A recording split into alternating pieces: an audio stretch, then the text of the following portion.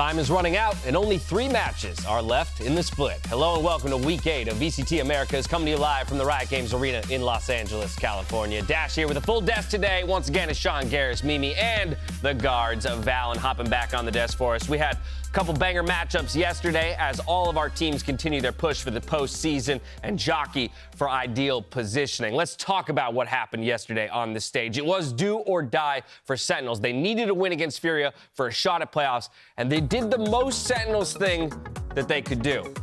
I guess I was winning. They did get the win. They haven't done much of that thus far. So yeah, I guess returning to... I was going to say, what is it? Win and then have the other team make playoffs? Well, yeah, I think in a sense, yes, right? Like they got the win as not as dominant a fashion they would have liked, because a 2-0 map score would have helped them a little bit more when it comes to their playoff chances. But either way, they did at least get the win, and then fate was passed on to somebody else to deal with. This is something that you can kind of have some hope now heading into LCQ. It seems like Sentinels have a roster where there are things to build upon. Well, it's a new squad. There were moments where they looked pretty good. They had clear game plans. The coordination was solid, and you saw how strong the player quality was on all these players. Yeah, I think in the last couple weeks of, these matches for Sentinels, what you noticed was that the roster worked. They were able to do a lot of things previously that they were struggling with. The problem is there wasn't enough time. They were up against the clock, and a lot of these teams have deep playbooks, and they couldn't get the 2-0. But winning the series on the maps they truly practiced on is a good thing to take home for next split. Yeah, for sure. I think they showed that they have a lot of promise in the future split. The team is looking pretty good, but I also think they could be going through a little bit of a revitalizing moment, maybe a little bit of a honeymoon just because they got rid of the IGL. It kind of brings in all the players together to pitch in, have a good effort to make a good attack and good defense. So oftentimes, if people are feeling it, you can just come up with like insane strategy on the fly. And they would only benefit from having a deeper playbook. Yeah. Right, so at the end of the day, Sentinels did get it done for themselves, but they required others to get the wins. It was Evil Geniuses who needed a win over NRG in our second matchup of the day. But NRG continued their dominant run here at the end of the split, Mimi, 2-0 fashion for the victory yesterday. EG probably had the most fans rooting for them in this game because the entirety of Sentinels was behind them to try and keep them in playoffs contention. But unfortunately for both that team and for EG, they could not get it done. Energy came out and looked fantastic. They got their bind, which we know they're just going to win at. Whenever you give them this map, the playbook continues to get deeper with this Harbor Viper composition. And when we swap things over to split, there was moments where EG could have taken something down, but it came down to these late round clutch situations in the first half that NRG was winning, and then just an incredible defensive side from Victor in particular. Victor is incredible. He's literally the sole reason. That's actually so crazy. Yeah, the end from Victor, like the last 3 rounds that closed it out, just unreal. This 4K, 3K clutch, back to back. The guy's insane. They were 1-3. Ridiculous. 5 straight to be 6-3, take the 3 seed into playoffs. That's actually insane. And if Sentinels won 2-0, they would have made playoffs. That's a good point. Because NRG won 2-0. That was their condition. Yeah, and as well, it's insane that they only dropped a single map during that entire rally to end the season as strong as they did. It is ridiculous, but we still have one spot to play. I was going to say, and overall, NRG is changing kind of the narrative around whether or not the league is top-heavy and who really is the best team in the league right now. You've got your eyes set on Loud, Cloud9, and NRG, who all look like formidable opponents. 100 Thieves currently occupies that 4th slot, though they still have a game to play here in the final week of play. Evil Genius is the only other team that has a shot at making it into that top 6. We have our 2 regularly scheduled matches today, though, of Cloud9 versus KRU and Loud versus Leviathan. That's a battle at the top. It's a battle for first place. So just because teams are locked doesn't mean there isn't anything to play for here, Mimi. Yeah, that it is. For Cloud9 today, the only way that they can actually get away with first seed is if Loud loses. So they are being the ultimate hater today, just preying on their downfall. They also, of course, have to win their game over KRU to get that one done. But for Loud, if KRU wins or if they win, it's just an easy lock on first seed. Yeah, I think to understand the true meaning behind today, you have to see the bracket ahead, right? The 1 and 2 seeds are locked. They're going to get buys in the playoffs, right? So Cloud9 and Loud, they're going to get buys. But the 3 seed, you do not want to be on the same side of the bracket as NRG, and that's the 2 seed, right? So if you're the 2 seed, NRG's second game could be against you, and you'll need to win 1 game from the upper bracket to get to Tokyo. Yeah. These matches today really do matter for these teams. Relative strength of the rest of the league is so important when it comes to those bracket stages. Now, I don't know how this day is going to shake out, but one thing is for sure, Plussies will take to the stage today. We spoke with Aspas, King, and other players about the trend. We asked them to tell us more about their fluffy friends. Então, basicamente, tudo começou na Champions. Eu trouxe esse daqui do Brasil, que a minha namorada me deu. Aí eu levei os dois pra Champions. E aí eu levei um pro primeiro jogo.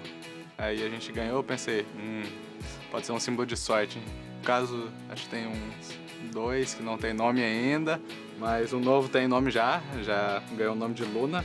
Tem cara de Luna, é um bom nome. Aí a gente tem aqui Luna, Doguinho e Hilton.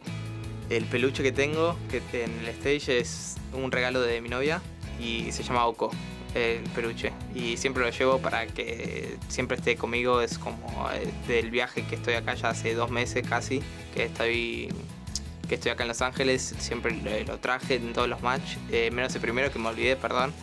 Esa es la historia, me lo regaló mi novia para que tenga algo de ella dentro del stage y eso.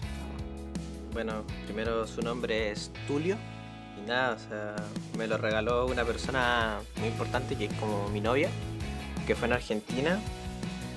Compramos un huevo Kinder y dentro venía un regalito. Y ahí fue donde un nombre y le pusimos Tulio, que es como también un personaje como para niños de un programa chileno. Entonces le pusimos Tulio, que es muy chistoso también el personaje. Bueno, este peluche de gatito me lo regaló mi novia, se llama Tuki.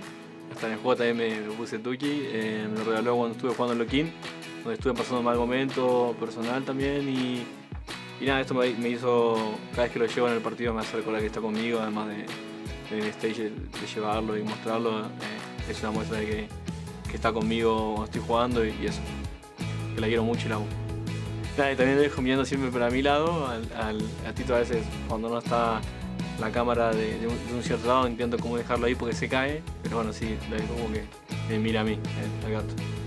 The name of my stuffed animal, it's gonna sound weird, it's Nivancho. My girlfriend gave it to me when we were back at Chile. She said, hey, like almost every pro player that has a girlfriend, it has a stuffed animal, so you need one too. And I say, okay. So it's a gift from my girlfriend and it means a lot to me. I feel a little part of her, like really close to me. Well, lots of love across the VCT then when it comes to the players and their stuffed animals out on stage. Now, I think everyone here on the desk, though, could say that they know a lot about VALORANT. Am I right? Am I right? Mimi, you think you know a lot about VALORANT? I would hope so. Decent about, yeah. I like to think you guys know a lot about VALORANT. Okay, so let's play Map Memory. The game is simple. Can you draw a mini-map from memory? We stare at it all day. We play hundreds of hours, if not thousands of hours of the game. It shouldn't be that hard, right? It's going to be that hard. So here's what we're going to do. We're going to use the telestrator as our canvas, and each person will take to the telestrator and draw one map. Now, they do not know ahead of time what map they're going to try to draw. If we can get the screen changed here, what you'll see is a little red box. That's their only indicator of the scale of the map. They're going to freehand draw for 1 minute, the map that I tell them to draw, and then we will reveal the actual mini-map to see how close they are. Take note, those of you at home, because you'll be voting on who does it best. Mimi, you're up first. How confident you feeling? 0 out of 10. 0% confident. That's what I like to hear. Only Not up ready. from here. Your map will be a cent. Okay, that feels reasonable. Oh, 1 minute on the clock. Ready, go! Okay, we need to start by drawing attacker-sided spawn. I think I'm doing this upside down. Don't really You are care. doing it that upside is down. very That should be CT. That should be, Yeah, okay, that should be sure. defense. Well, it's now defensive-sided spawn. Perfect. That's totally fine. Where is the B site? It's like here. This is going to be the back section. This is going to be Speedway. Out of We're going to bounds. draw here. We're going to do this. And then we need to draw like market. So that's the little section that juts out. That's not a line that should be there, but that's fine. This is That could be logs. This is where you span. There's a little box here. We go like back and around, Okay, and this yep. is spawn. Let's just try and get the general You got about shape, 'cause I'm 20 running out of 20 time. seconds So left. This is A. We go here. This is wine. We go down. A main, I like it. Okay. There. We do 15 this. seconds to go. Okay, that's fine. Struggling for the A site here. Wait, 10. how does there's a 9. hole here, and then this Where is are we mid, planting? where it goes up. We go here. 4, Wall here, heaven 3, here. 2, This is a wall. 1. Hands off the board. I'm not gonna lie, that's pretty impressive. Hands off the good. board. Everybody, please take Okay. in all of its glory. I mean, I got Heaven like was the clutch. general shape. It's a little Mimi's screwed up in there. Ascent. That's all right. I want to know how the map changes, how executes change on this version of the map versus the real version. Yeah. I'm gonna have you pull that up in Valoplan. Right? That spawn rotation. Yeah, it's a map about mid control. There's no longer a mid. So, Sean, you think she did pretty good, huh? Yeah, I think she did great. All right, let's get the reveal. Let's find out how close Mimi actually was. The scale is I mean, pretty who let her terrible. cook? Who let her Scale cook? is going to be the most difficult part of this whole game. Now, again, general map shape, though, pretty Well, okay, damn you have to good. forgive me because this is supposed to be attacker-sided spawn. So really, Yeah. if this is attacker-sided spawn, No, we're not Right, forgiving so you. invert it, right? Well, and no, we're good to but then go. it's even worse if it's inverted. Okay. Out of 10, how do you feel like you did? I give myself a 1. That's a 1. point up from what All I right. expected. Well, you were 0% confident. To come away with a 1 is mind definitely that. Don't mind something that. nice. Who's up next? Prompter will tell me. It's Sean. Sean, you're up next. Get over here, my friend. Pass Oh this God, to if you, good Alex sir. did me dirty with like a 3-site You're map. gonna Okay. have like loads Oh no, of she matches. did you dirtier. Did you Oh, just I see saw it? it, I saw it. You just saw it. Okay, yeah, it's not fair. Yeah, well, it's not a 3-site map. Okay, so It has Sean's layers on top of each other. How do I- Sean's map is going to be Fracture. Oh baby, Fracture. 1 minute on the clock. You ready, Sean? No. Here we go. Okay, so this is like defender spawn in the middle. Yep. And then we have to It's go. chopped from Remember, you got 1 minute. Dish is gonna be like up here somewhere. A site over here somewhere. We got main, a little bit of a turn here. Going this way, out, main. Oh, I like it. He even got the bay window aspect of God. A main in There's there. like a box here. Yep. And door. Door. And then. Perfect. It's already half on Oh, time. I'm Sand, so- remember, yeah, a minute. You got to move quick. Actually cooked. It's not that bad. It's not bad. Getting there. There you go. It's sort of sand. Yeah. What was that? Well, I don't even know. We need rope need up rope. to. I'm kind of helping, I guess. Oh, I shouldn't don't do cheat. that. I'm sorry. I shouldn't cheat. Some kind of Okay. an underpass. Okay, there's a B main. Oh, there we go. Underpass isn't on the map like that. Detour. Or 10 you got 10 seconds, by the way. 9, 8, 7, Draw the rope. 6, 5, 4, 3, 2, 1. There it is. Hands off the board. How do you feel like you did with God, Fracture? dude. What is happening? I feel like you had I think starting from the middle was an interesting choice, Yeah. right? And I actually think it did set you up well to kind of build out. It's Fracture. I don't know how to. They don't even have a defender spawn. Let's get the reveal. Let's find out how close Sean actually was here on Fracture. that's not terrible. Okay. Were you the map designer? That looks perfect. Yeah, it's just like I can't tell the difference, right? It's the blueprints. Yeah, we're losing some detail, you know. But outside of that, general shape is pretty good. Honestly, I like my Fracture more than the other one. Maybe we need an update. Okay, I agree. I like it. Out of 10, what do you rate yourself? What did you say? She said 1. I said 1. I after feel like being I have 0 to like price this up like what? I'm doing a 2. 2? All right, I like it. We're improving. We're improving. Let's get pressure on Val. me. I have to get a 3. Valen's over here now. Oh no. I mean, look, you're the pro player. No, don't You've say put, that. No, Don't say that. You've No, put you more can't say hours that. into You this can't game than say anyone here on this set right now. So I don't want any excuses out of you, my That's friend. very embarrassing. Pressure is on. Your map is going to be split. You That's feel easy. like you got that one locked in? I feel like that's the freest one. Yeah, that's Feel good? Yeah, that's very free. All right, 1 minute on the clock. Valen, ready, go. It's very free. I think we need to grade you All right, harder because you got an easier map. On. Okay. It goes. And main kind of goes up. There's like He's already little cut out a box lot right of here. space at the bottom for Yeah, himself. yeah. Yeah, he's really cooking with the size here. Oh wait, that's. I could have made this bigger. Yeah, it's all All right. good. It's all good. 15 That's seconds the down, ramp nothing. up. Oh, that was terrible. Boom. Heaven. Oh, That's A? Why is Oh, A? okay, got it. And oh, this is. spawn. Yep. What? Dude, you started in the middle. This has to be over here. He is cooking. Stairs. Dude. I'm cooking. Your teammates are not listening to anything whoa. you're saying after they see this. See, dude, this is going to be a Market great meme into template mid. in the future. Wait, mid? Like in A heaven. And then What? Yo, this guy plays B. Oh, that's mid. Is that mid? that's mid, and then that's Okay. vents, and then you go to here, and then Yeah. there's a rope. Great. That's awful small. All right, and then you get B main here, What are we witnessing? and then 6 seconds, by the way. Oh, 3, 2, 1. That looks like a I love the panic finish for everybody with the final 10 seconds of panic finish. All right, Valen, what do you think? I mean, I think I got it. Besides A, I think that's pretty accurate. Right, out of 10? Probably like a 2.5. Easy 2.5, at the very least, right? Okay, what about you guys? What do you think? You know, but besides getting A wrong and B wrong, defense and mid wrong, and mid not even wrong, including everything else defender is really spawn. good. It has a curly tail on it. What is the curly tail about? No, that's I like the site, that. bro. Yeah. Oh. That's a harbor wall that they just spiraled in on itself a whole bunch of times. Now it is time to pick a winner. But we're going to turn that responsibility over to you. Oh, we didn't get the reveal first. Look at that. Sorry, I think we knew it was so not accurate that I didn't need to do the reveal. Look at this. You left out this whole side of the screen. Side is in Okay, let me mid. fix it. Oh, whoops, I'm drunk. Wait, no. Whoa. All right. Now it is time to pick a winner, and we're going to turn that responsibility over to you, the audience. Who drew the best map? That is the question. Mimi, Sean, or Valen? Scan the QR code on screen. Cast your vote now. Your vote matters because there are stakes here, all right? I don't really want to reveal what the stakes are. Just know that there is something attached to this, and your vote will help determine who is the winner of this all. Now, make sure to use the hashtag VCT Americas and VCT so we can feature you on the broadcast a little later on. Cool, we got that all cleared out. We're going to a quick break, and then we'll have a deep dive on Cloud9 versus Crew. VCT Americas continues right after this. This guy instantly deleted the evidence. Hey, I know, right? We need Dash in here.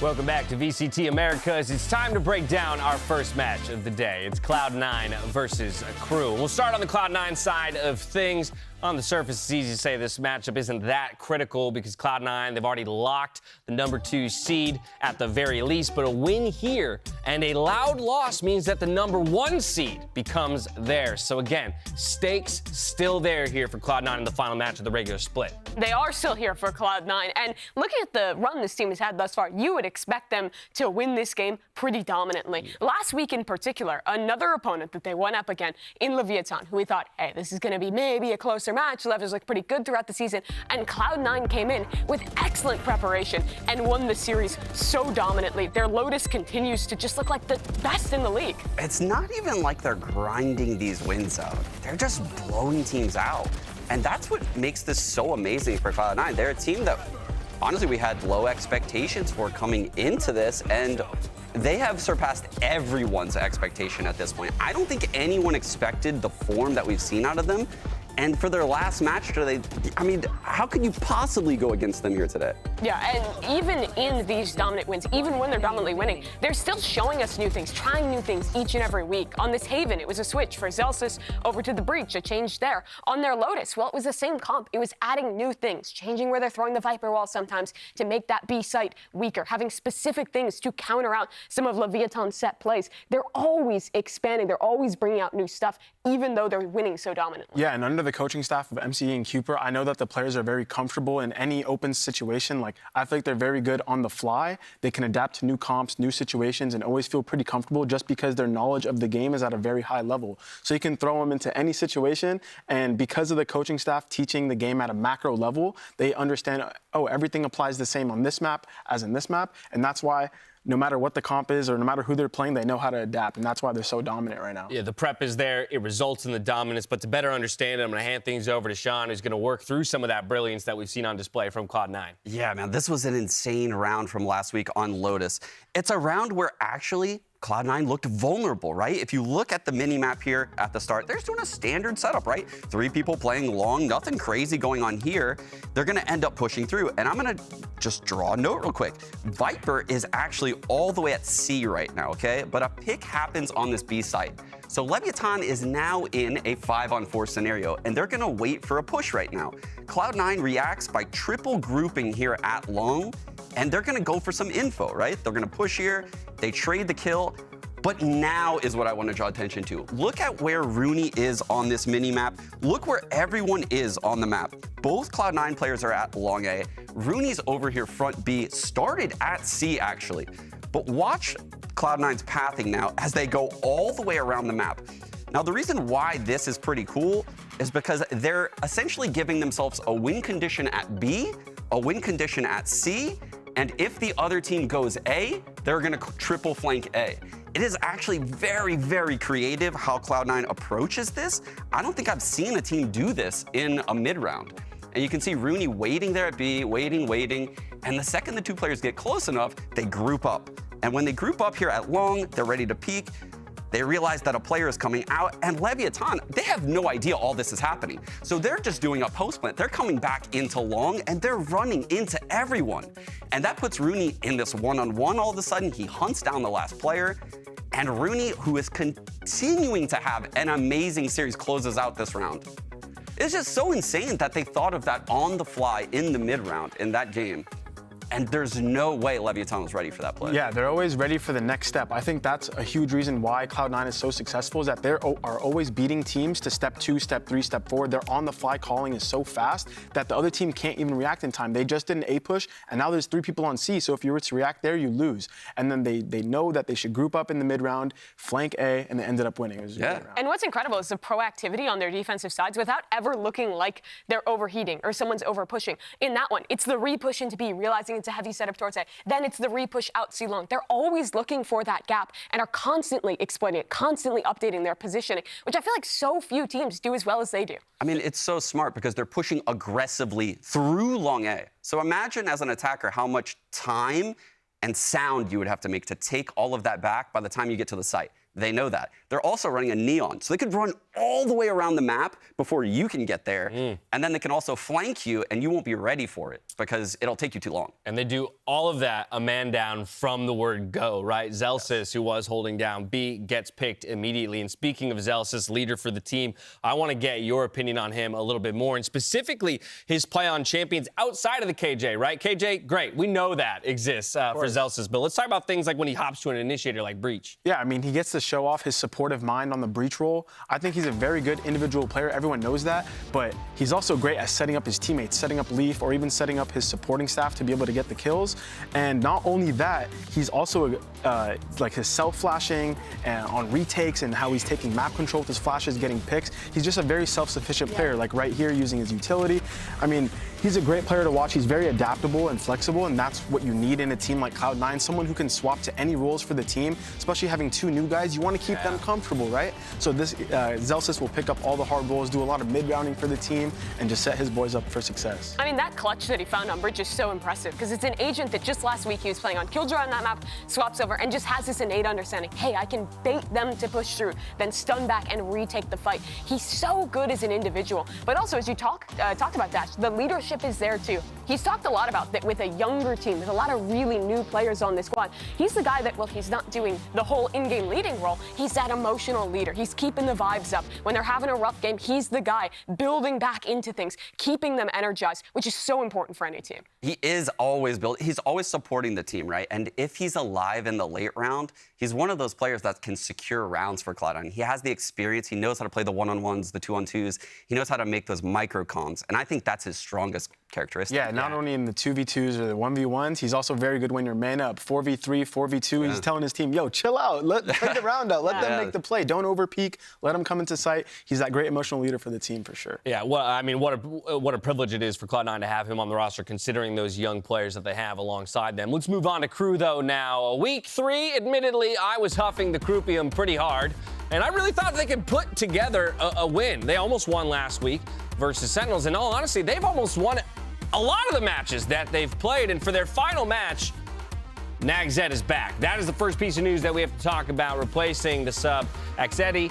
We've got Nagzed back. He is a core, a staple for this team, Mimi, and that's just kind of where I go right off the rip, is for your final match of the regular split, to get him back in the lineup, at the very least, has to be a feels good. I think it will feel good for them. But the thing is that this KRU roster throughout the season has been kind of a revolving door. It's first Davies out, then Ashedi in, then Nags goes out, and Ashedi stays in. Now you plop in another player. They're just constantly having to change up this roster across the last 5 weeks, and it makes their story all the more heartbreaking because every one of those games has been so damn close. And against Sentinels last week was no exception. Yeah, that's what I was going to say. Is like all these changes that you guys are talking about, and they're still getting close. The Sentinels game, like you said, 14-12, 13-10. It feels like, the Leviathan week, that was a little rough. I don't know how Leviathan just destroyed them like that. Nah, that never happened. That never happened. But I feel like all of other KRU's performances have really impressed me, actually, throughout this entire season. Yeah, absolutely. I mean, we've got data to back it up, right? Again, this is part of what my case was all the way back in week 3 when I was huffing that Croupium. I was talking about in their losses, they play the closest losses, right? Their map differentials in those losses are ultra tight. And if you actually take a look at this leaderboard here, a close map is something that's considered 3 rounds. You can see there at the top, within 3 rounds. So they have had, in total, 12 close maps, but 10 losses, meaning they've lost 10 maps by 3 rounds or less. That's razor-thin margins, where the next closest in terms of losses is EG at 6, but that's 2 series right there. That's so That's 2 heartbreaking. series between you even. That's so heartbreaking for KRU. It makes you wonder, what if they had that consistent lineup going in from week 1 all the way to week 8? Could they have maybe closed these maps out with the experience of the roster, knowing how everyone plays? I mean, obviously the team has been around for a while, so they have the experience together, but nothing's worse than having one of your boys get missed out for a week and subbing another guy, and it's like, man, when does this stop? I just want a consistent lineup. Well, hopefully it stops today, right? Hopefully they get the win on the board, close it out, and then they can hit the offseason with a little bit of momentum behind them and refresh towards summer. Let's talk about Davies, though, who was out with an injury, back last week. The roster's starting to look strong once again. He looked incredible last week. He was the strongest individual performer for this team. Against Sentinels, he was doing a great job as the site anchor and also winning out a lot of these late round clutch situations. But now coming into this week, I have this question about roles, because when Ashedi was subbing into this roster, they were switching stuff around. Davies started as like a flash initiator, sometimes Raze player, and he's behind the Sentinel the last 2 weeks, which just looked so darn good. And I'm wondering if they're going to switch Nags back onto this role in this week. Does he even get the consistency of the same role? Yeah, that's a good question, because Nags was playing that Sentinel role before, and you would imagine him going back into that Davies, slotting into, like the KO, Raze, like you're mentioning right there. I like Davey on those initiator roles, so it'll be interesting to see Nags switch roles. More than anything, does he function on the other roles? Yeah, now just before the teams take to the stage and we get some of those answers, earlier in the show, the desk took turns drawing maps from memory, and we asked you to vote for the best one. The results are in, and you picked, let's see it. Please say me. Please. Please. Please. Please? Please. Oh, Mimi! okay. The slight edge Valen, unfortunately, You guys comes did in me last dirty. place, They did me dirty. which means you will be doing a post-game with blackout goggles on your face. Don't worry, that'll make sense when we get there. It's time for us to get the day started here. It's the penultimate day of the regular split. The number 1 seed is on the line. It's Cloud9 versus KRU. Loud versus Leviathan. VCT Americas starts right now. This stream contains fast flashing images that may affect viewers who are susceptible to photosensitive epilepsy or other photosensitivities. Viewer discretion is advised.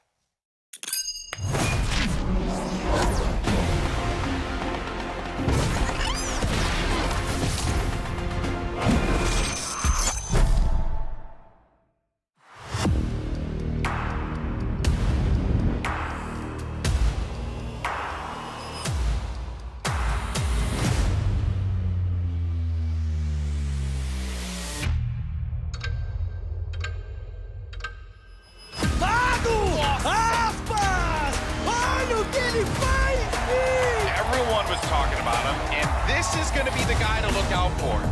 Too much Cryo again. Does this guy miss? Does Cryo ever miss? No, he doesn't. Olha a Teizé, escala bem, faz duplo abate, vamos, Fogão! Se acaba tempo e leva!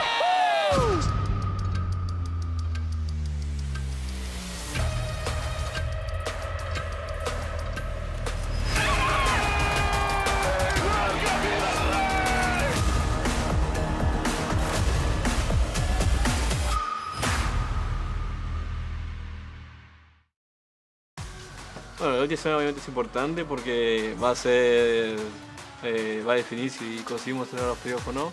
Es controlado uno de los equipos fuertes de las Américas. Almost no time left. Crashes has to clutch. O Twist precisa de mais uma troca, mais um Victor do outro lado, Sadak. É um jogo que provavelmente se a gente ganhar a gente vai garantir nosso primeiro lugar. Sinceramente, eu acho que eles são um time que tem uma ótima team play. King gets the third on the round. Siga avançando, siga avançando, siga avançando, siga avançando. Any team with like Kesnet and Melzer on it is just going to be kind of explosive, and I think that we'll be able to shut them down. I mean, even if we don't, then we're still top 2, so all good. Taco still up in heaven. Wow. Never made his way out. King is finding more value. Pulls off and Rudy gets the 1v1. Creo que le podemos ganar, digamos que hemos practicado contra ellos, sabemos cómo juegan. En esta liga creo que se puede dar cualquier cosa. There's Order Strike. Just He's trying to creating more throw it chaos. into the vent right there. No. He gets 3 and now an upgraded weapon. Davies with 4 on the round. His crew get another.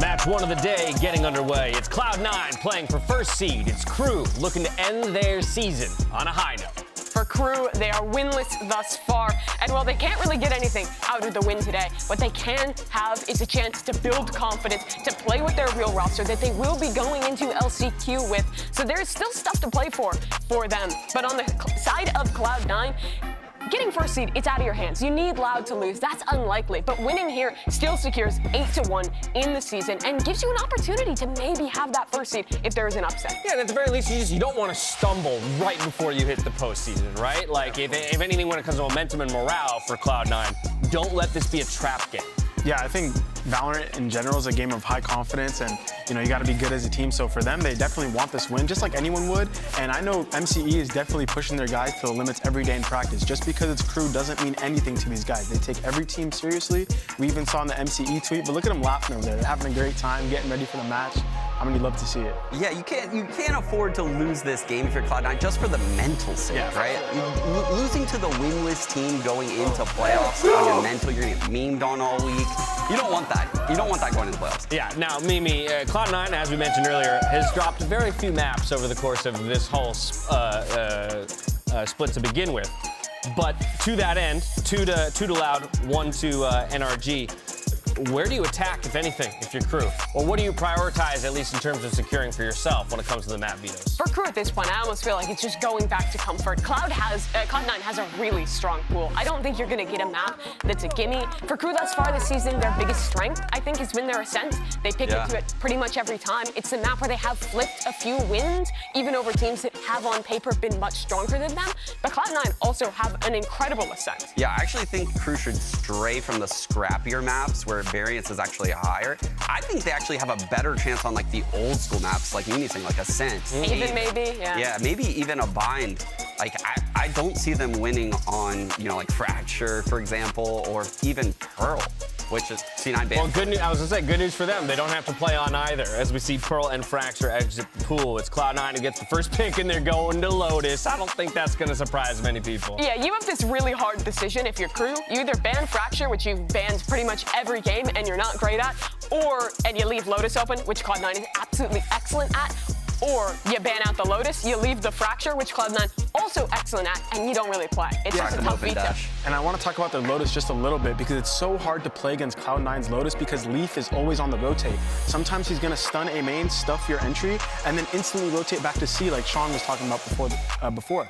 So it's really hard. Sometimes you're going to run into Leaf's traps at A, sometimes he'll be at C. You really don't know where this guy is until it is too late, and that's why it's so hard to play against. Well, y'all are calling all the shots. It's Heineken 0.0 Ascent to be the second map there, and the decider will be split, Mimi, if we're lucky enough to get to 3 maps. Yeah, we talked about how crew is quite good at this Ascent map. They play the default comp that everyone does, but Cloud9 innovates here. They play this double controller comp with the Viper, but they don't play the Sentinelist variation. Instead, they have this solo initiator Skye, which only they've been running and works so well for them. You have so many options with that Viper on the retake to condition mid-control, and they get by quite well with that solo initiator, as they do in many maps. And I feel like if you're Cloud9 here, you have to expect that Ascent pick coming out of crew, right? That's where they've had most of their success, and they are very good on the map. All right. So there's a lot of prep coming in, but to Lotus we go first. Compositions, big curiosity for me. We've got a lot of data on Cloud9. Obviously, Neon's, or Leaf's Neon. I was gonna say Neon's Leaf. Yeah, I guess they're one and the same, Gets locked in pretty quickly there. But more curiosity on the side of crew, who is gonna lunge for that Harbor. Yeah, and to talk about the Harbor, that agent gets you so much map control on the attack using the Cascade at Mound at C, using your Cascade at A. You can even fake B pressure with that one wall early. You get a lot of map control, but it is a struggle on defense. The issue I see is that this is a comp that's going to be really reliant on mid-rounding on this attacking side. You don't have that same pop value as some of the more default comps, and versus Cloud9, they are the best at finding the defense side of rotations, at stalling out your executes with the Neon stuns. If you get stalled out, you don't have many tools to re-hit in this comp. It's a powerhouse pick here for Cloud9 in Lotus. Crew looking to get the upset complete. We're all set for map number 1. Let's send it over to your casters who are still recovering from yesterday's Sentinels Furia Marathon. It's Brennan Sideshow. Fully recovered, I think, at this point. Yeah, fully recovered. definitely. Had a couple of hours as well. I wish we were seeing Bind again, though, in this match. Do you? Oh, it'd be fantastic. You said yesterday, and I quote in the green room, I never want to see Bind again. It was a lot of Bind. It was a lot of Bind. But I'm ready and I'm refreshed. I'm ready. No, I'm ready, I'm refreshed, and I'm just excited for some more Valorant. I'm looking forward to this game, because I feel like it's just going to show us why Cloud9 have been playing some of the best Valorant that we've seen in the Americas region. I agree. And I think some of the best Valorant that you can watch all across the world currently. And they still got something to play for, like the Des was talking about. Cloud9, if they get a win here, there is still a slim chance that they would get the first seed and dodge NRG. That's what they're playing for. Big implications if they end up winning it potentially. Obviously, later match that's going to be played today is going to be playing a part in this one. But look at the one and done angle. You got to clear this. You got to clear this. But look at the patience that's being played, and there's kills. Okay, they flood through. There's going to be that response. Melzer doesn't get away with too much more. Jake also pushing it out, and this is confidence boundless from Cloud9 off the rip. Maybe a little bit too much so. One singular leaf. One step too far because Davies has been opened up and offered an opportunity. Spikes drop down though. Tick, tick, tick with the alarm bot. We'll see. Jiggle with the movements. 2 bullets, not enough to get it done. Great try. So damn close. Yeah, nice try by Davies, but it is Cloud9 who take that first pistol round. If he picks up a frenzy there that has more bullets in it, he's won the 1v3. Yeah. And a fabulous 1v3 it would have been. Alas, not the world that we live in, as Jake collects. And Cloud9, they looked very solid there on the pistol round up until the final moments from Davies, but they very quickly dealt with what KRU were going for in B, and a very sneaky play by Zelsis too. Let's go. When last we saw KRU on this map, it was a scrappy engagement against Sentinels, very back and forth. Also, KRU really struggled to really throw Sentinels off the scent. Whenever they went into an area, it was getting red. And I fear that the same is going to happen here, especially against Leaf. He's so active on the map, gets a ton of information. And he just always seems to be in the right place. He's already kind of read the B pressure, moving over towards C. Anywhere KRU go, Leaf is going to be there, watching, waiting. Yeah, it's one of the big benefits you get when you play the Neon on this map. She runs very fast. Yep, exactly. She can sprint. None of the agents can. Yeah. Over the Neon. So she can rotate very effectively, even though the map is quite large. Very aggressive angle by Jake to be holding that one, but he gets his head ripped off in return. It's Kesnet. Maybe a bit of an opening, but again, it's quite a lot to traverse, even if you get that opening kill towards there. You can't really scale very quickly off of that. 40 seconds, and yes, you're right. They're going to have to play slowly, but they've given Kesnet a Vandal. And that is a massive tool for him to be able to use. Yeah. Even if this just becomes damaging, you take some of the sting out of it for next round from Cloud9. It's worth noting as well, Kesnet, he gets going early with the confidence. It's a dangerous player to really hand the rifle over to. Grouped up now, the high tide flashed through, doesn't actually connect, but Davies is there. Sheriff in his hands. A watchful eye of his teammates, guarding his back, stun. Drop to the feet, dodged for now, but still they're going to be swarming the position. Zelsis helping them out. Kesnet's still alive. Dash is active though. Be fading any minute now. Bit of a spray down, drop to 30 health. This is dangerous, and this is looking more than dangerous. It's bloody well won. That's KRU on a thrifty, light investments, but wonderful openings, getting that plant down, and Cloud9 a bit of a fumble there when it comes to trying to retake. I mean, some great shots here, though. Fantastic shots. Davies not just with the Ghost in the first round, but also hitting a Sheriff shot. You know, Nags with 2 towards the end as well, coming back into this roster and helping them convert that. You also saw Kesnet get the first kill with a Sheriff. He's always going to be at the front. He's taking so many of this team's first fights. 38% of their first kills come from Kesnet. Ridiculous. Deep cascade. Kesnet also has the most first deaths in Americas. He's very all in. We won't talk about that part while he's doing well. It reminds me of myself. Feast or famine in the first 10 seconds of the round. Yeah, I mean, I like to play Jet like that as well. It's the most fun way to play. I think he thinks so. 2 players grouped up here. You can see Jake and Zeppa. Now, worth noting, despite the fact that Cloud9 did lose that and they're knocked down to the thrifty, said it before many, many times, but they are one of the best teams at converting when they're on the weaker guns. Stun comes through. KRU needs to be aware of this. Though, isn't it? Yeah, usually with the stingers, but maybe they can get a bit more done potentially. There is that one kill, but eventually as the Viper Orb does go down, Jake's position revealed. And so control of A main again, slowed down to a bit of a crawl, but as the Viper Wall goes down, that's going to be on cooldown, and it gives that opportunity now for KRU to start to move up. The door opened, and Zelsis in a bit of trouble. Yeah, Balls for the Viper Wall to come up and makes a play. Right click. Just right click snags, and now he's got a Bulldog. He's got an upgrade. And these are the kind of plays that allow Cloud9 to win these with some level of regularity. That is going to force the lockdown out of Davies too. 3 Vandals against a Spectre, a Sheriff, and a Bulldog. Davies getting this one as well. Round 3 is absurd. I didn't even realize. But it does buy them that bit of extra time, and Leaf, well, he tries to get out of there. Tried to be covered as well. That was Zelsis holding the angle so that Leaf couldn't be punished. But a cleanup left up to Rooney. He's a demon with the Sheriff, but this might be a little bit too much for him to take on. Indeed it is. So KRU taking a lead early on in this map. Showcasing as well that anything can happen in the Americas, despite the on-paper expectations. Cloud9 looking like the best team in the Americas. KRU currently winless and hunting for that first one. And KRU have had a lot of close games. They've had tons of these matches go to 3. They've had their chances at upsetting even the teams right at the top. The game against Loud was close, but they are still winless. You know, they've managed to get it close a lot, but in terms of getting it across the line, this team has just consistently failed to do so. And they would love a win here. It wouldn't do anything for their playoff hopes. They'd do a lot for their mental, though, I think. You don't want to join DFM in the winless club at the end of the season. Just had that last bit of shred of pride. Gave it your all in the split. He came out with at least a result. 1 win still. Off angle by Nags, that's cleared. The read on the game is just superb from Leaf. Yeah. It looks like he's just walking into Nags there, but I've got your the pre-aim is perfect. Here come the Seekers.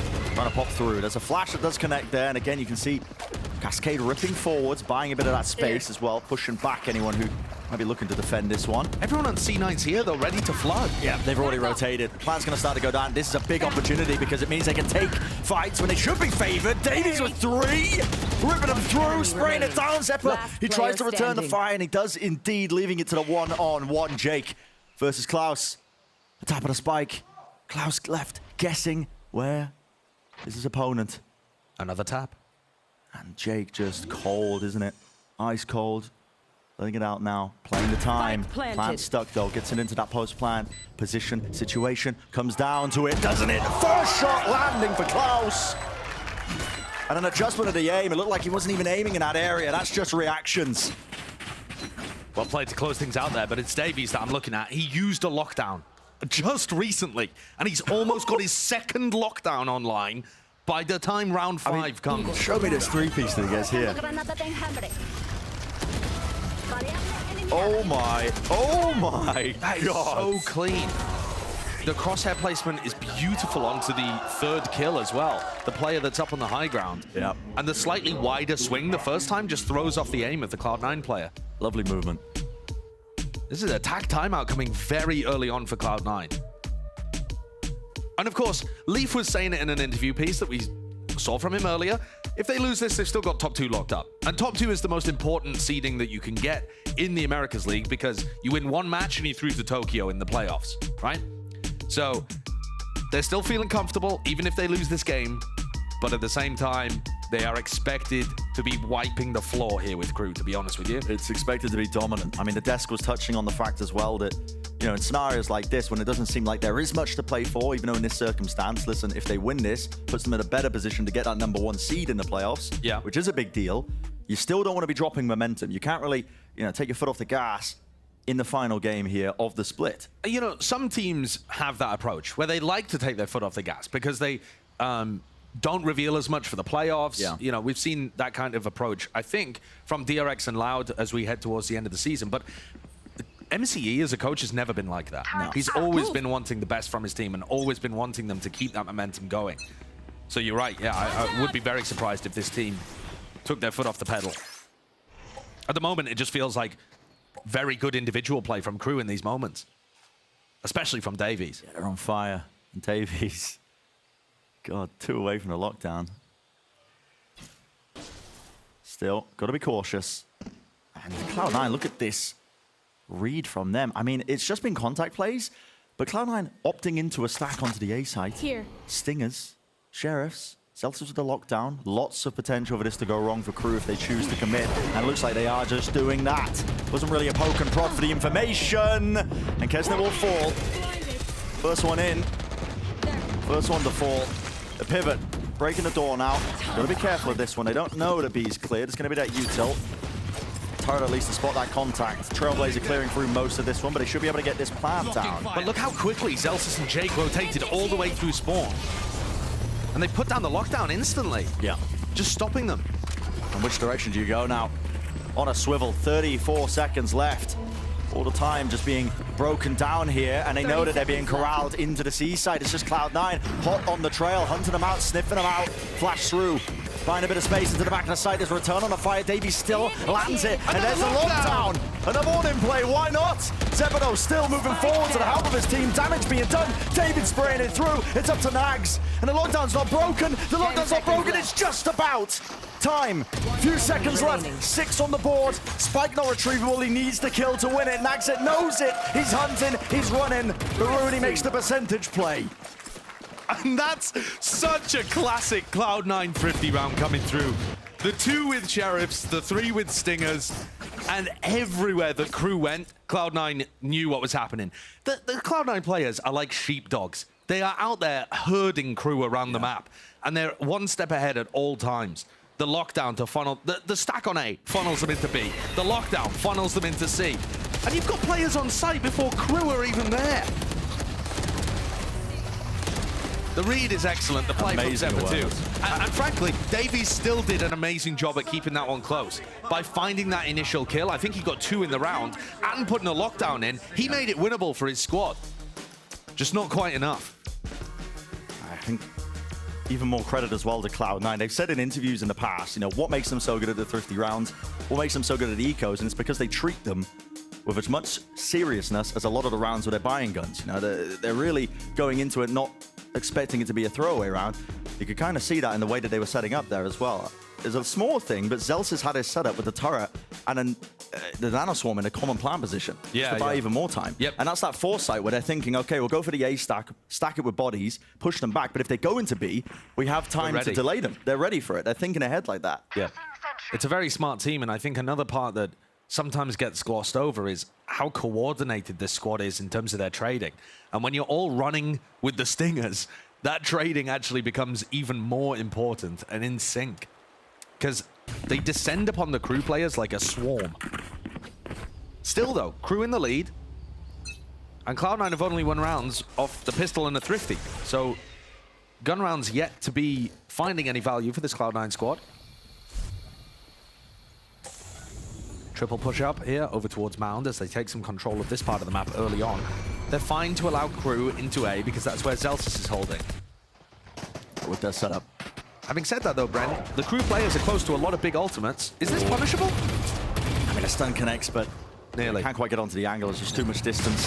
So 1 away from major ultimates, and that was Melzer. So he was 1 away from his Reckoning. They went and farmed the A orb. They've got that online, and that could be very helpful for them. Either to get into the A site and ensure they get a plant down, or to play the post plant. However, we saw this a lot in the Crew game against Sentinels. They make a ton of noise on one area of the map, and then they don't go anywhere.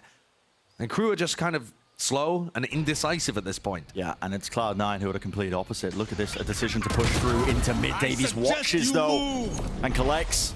Nanoswarm to try and prevent the punish, but it's a wide swing.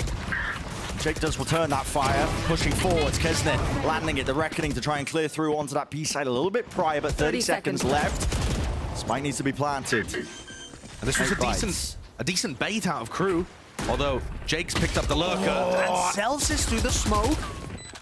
Not quite favored there as well when you're jumping up onto Heaven. Cove blocking that site for now to 2 versus 3. And this flank timing coming all the way around. Kesnet, he sniffed a portion of it out and he lands the shot. Great movement. Dash. Now online.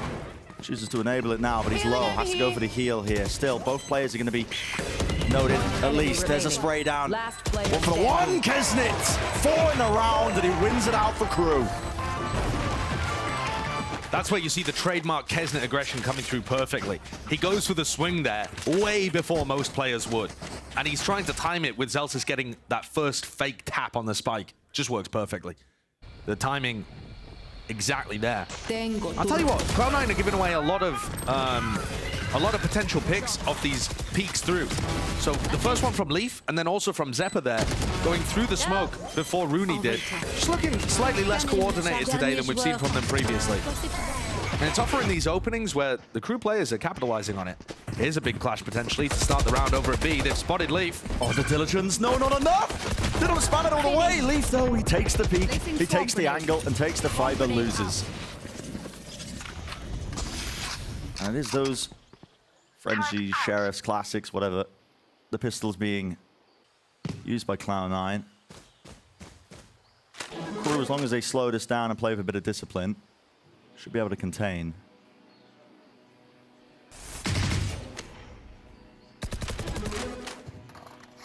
Big ults online as well that they can start to work towards. Probably not going to be necessary to use them in this round, though.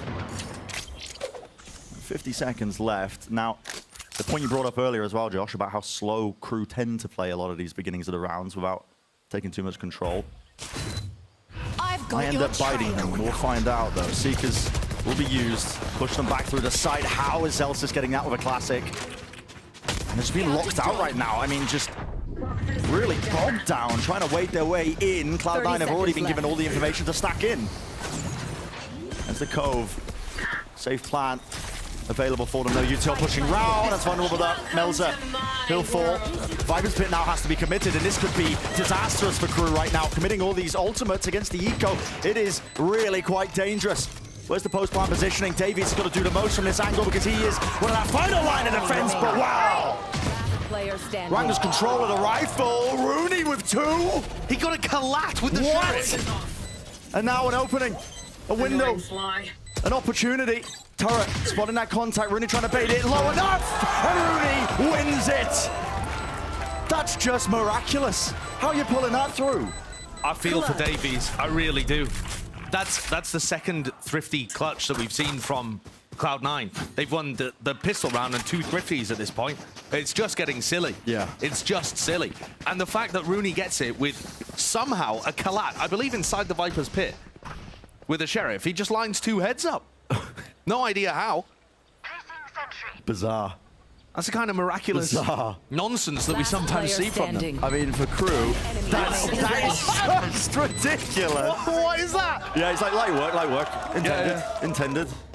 Yeah, I meant to do that, boys. Don't look at the replay. Don't worry about it. Don't worry about it at all. But that is a heartbreaker for crew because heavy investment with the ultimates. It was their buy round against another thrifty, and they dropped the ball. And now they themselves push down to a thrifty here, crew. The positive side of it, the silver lining, is that Davies has his 3rd lockdown by round 8. Yeah, that's... I mean, you just don't see that. No. If he ends up using it, I mean, by this point, round 8, we're going to be seeing, what, 4 lockdowns being used? Yeah, it's ridiculous. At this point in the game? They're not even farming the orbs onto him as far as I've seen. He's just been collecting the kills. Yeah, maybe I've missed that. Maybe he's been going for the B1 frequently or something, but he's just been fragging.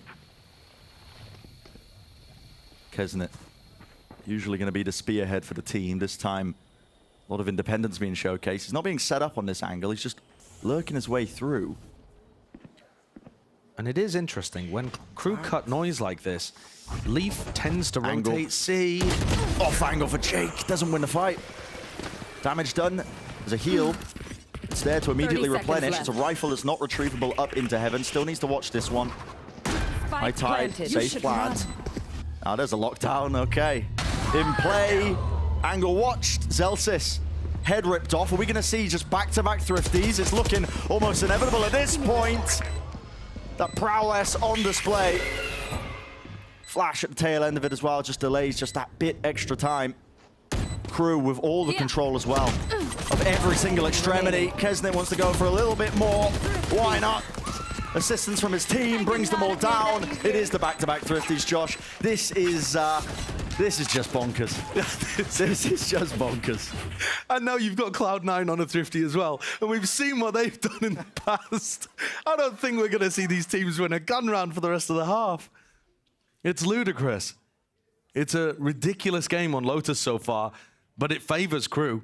The back and forth, and the fact that it's, you know, it's a bit scrappy and chaotic is definitely leaning heavily towards the underdog team here. Davies, 16 kills in 8 rounds. Close. Oh, it's a double space. Well, almost lined themselves up, but it is very good. Regimented with the peak, taking out 2 of the players, and it's typically where you see teams fall short, not being able to trade out effectively when Cloud9 maybe get that opening pick, but no, this is really quite nicely contained. It definitely is. No dodging time there from Nags, but yeah, team's got his back, don't they? Look at that firing line. Waiting in spawn, denying the chance of picking up the rifle, but they do have to give up that space at some point, so Zelsis should be able to pick up an upgrade. Kesnet's still watching. Crew are definitely ready for this kind of stuff, though. Obviously, Nags gets caught out by the pop flash play, but the fact that all 3 of those B players drop back, waiting for Cloud9 to push, rather than taking those 2 kills and immediately going to plant on B, shows that Crew are really trying to slow the pace down and find these avenues to the openings. He's desperate for this rifle. That is the widest swing in the world. I mean, it's just gone on a marathon. He's like, please, just let me pick up this gun. But no, it's watched. Crew, very good awareness. And they're up to 6. This is already a really good half. Normally, Cloud9's ability to play with the Neon and rotate and be preemptive against every team they've faced on Lotus has worked. It's always worked. And here, that slightly slower style from Crew is almost baiting out the rotates. But frankly, I mean, look at MC's face. Listen, if this was earlier on in the season, you would not be seeing that reaction. No. So I think that tells you a little bit about the attitudes coming into the game. Again, remember, for all the stuff that we hyped up, like Cloud9 can potentially take the #1 seed, they would also need Leviathan to beat Loud. Yeah. And that has not looked likely recently. Double face, double fight, taken towards it. Zephyr swings to just return it. So it's a 4 versus 4.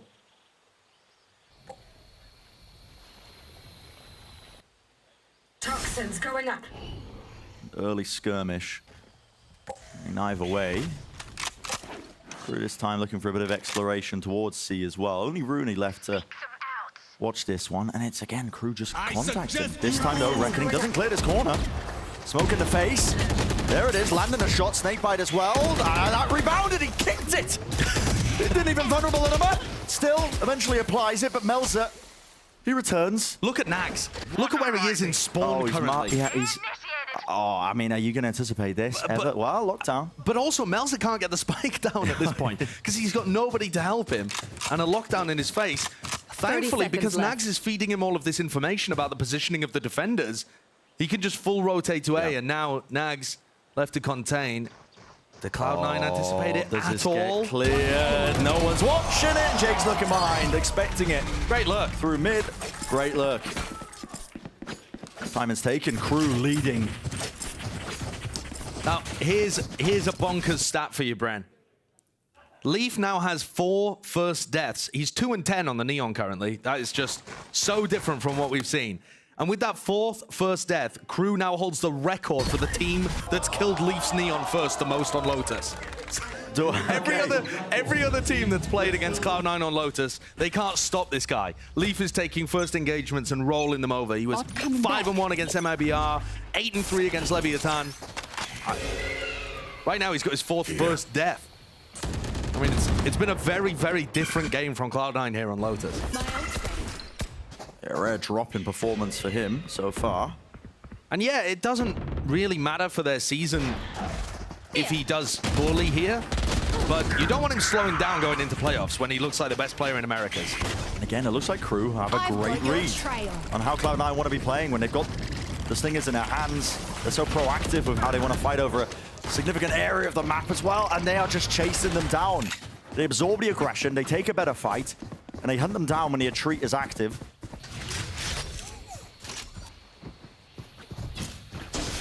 They're navigating the aggression from Cloud9 very, very well. And they're also baiting the rotates out quite nicely, too.